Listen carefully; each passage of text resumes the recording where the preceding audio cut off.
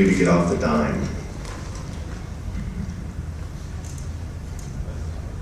So I think at the broadest sense, our strategic options are laid out here. Obviously, and this is getting off the dime to getting a gas pipeline built, and in particular an LNG project.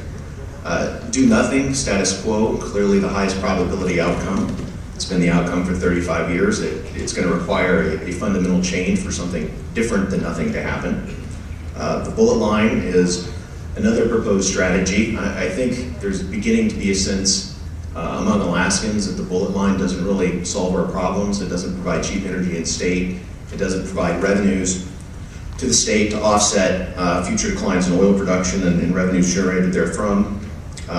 And more importantly, what I don't like about a bullet line is that if you ever went forward with it, the state would end up spending a very large chunk of its savings to make it economically viable. And both the costs of doing so and the time delays associated with this construction would almost certainly prevent a big line from being built for a decade or two. So I would actually put a bullet line as a less favorable option than do nothing. The next option, and the one that I think the Parnell administration is pursuing, as did the Murkowski administration, is the option of a producer pipeline and a producer project. And by producer, I mean the North Slope lessees, BP, Exxon, and ConocoPhillips.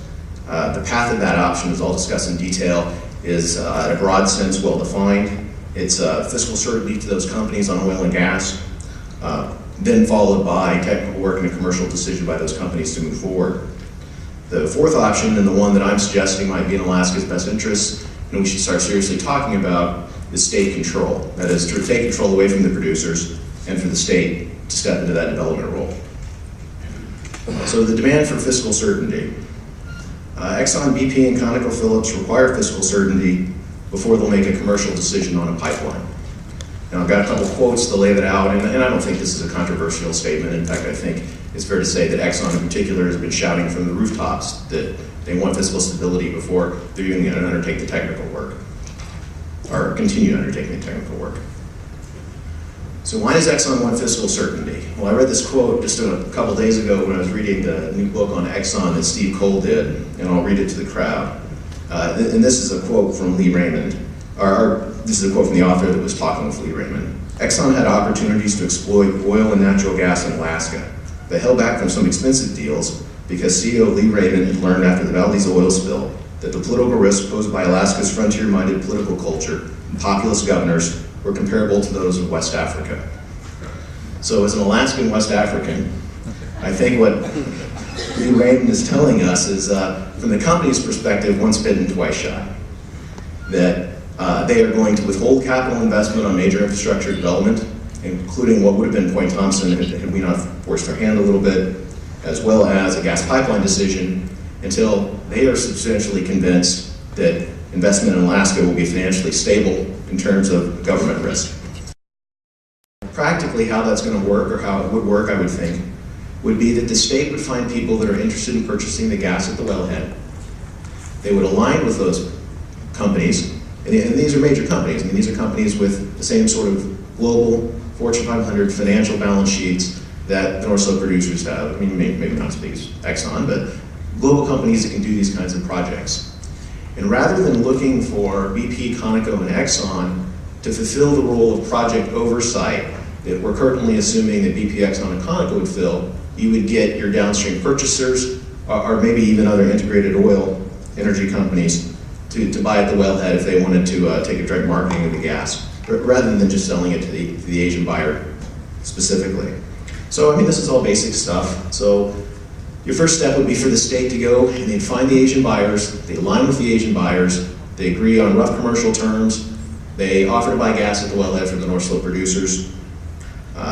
Once that process sees its way through, and we'll talk about that, the state and its new project partners develop the commercial arrangements to undertake permitting and engineering necessary for FID, and then the state and its partners contract program managers, including the risk-sharing arrangements, and of course, start undertaking procurement for construction.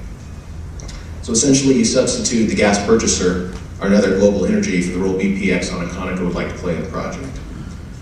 Of course, you know, if BP, Exxon, and Conoco ever decided that they wanted to participate in the project, the state wants to move forward, that's fine.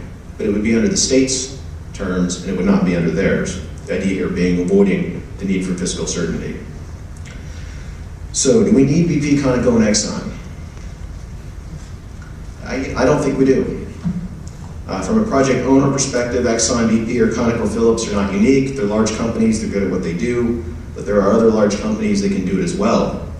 As an initial point, and a lot of people don't realize this, energy companies don't construct large diameter pipelines.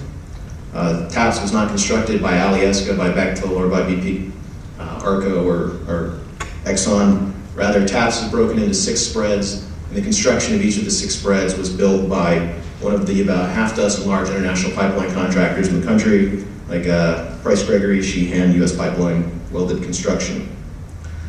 Rather, the owner role is an oversight role.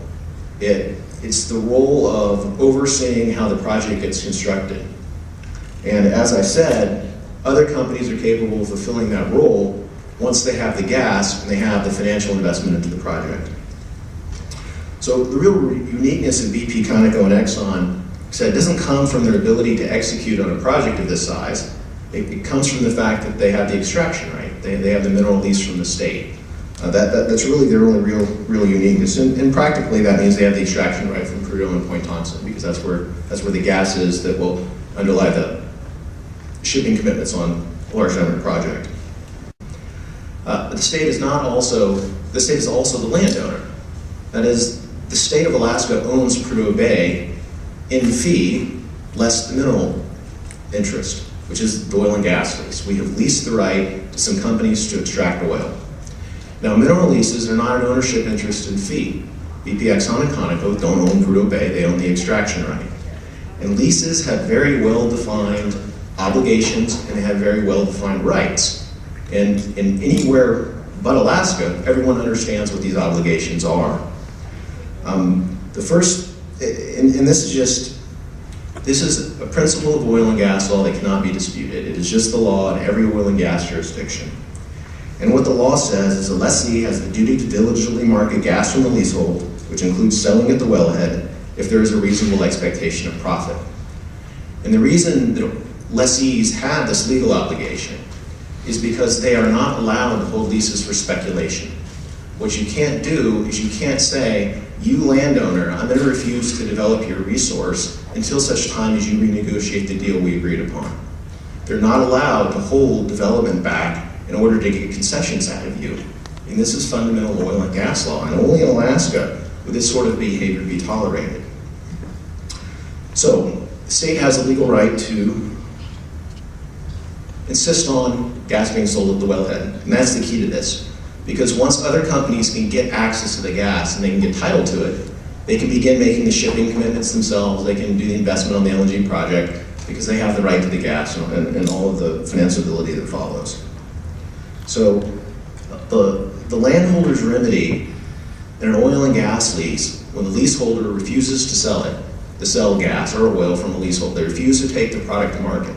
The remedy is damages on your lost royalty, the 1/8 interest the state has, they get paid on as if they had sold, and ultimately, if refusal to sell continues, it's again universally recognized the forfeiture of the leasehold will be had in equity.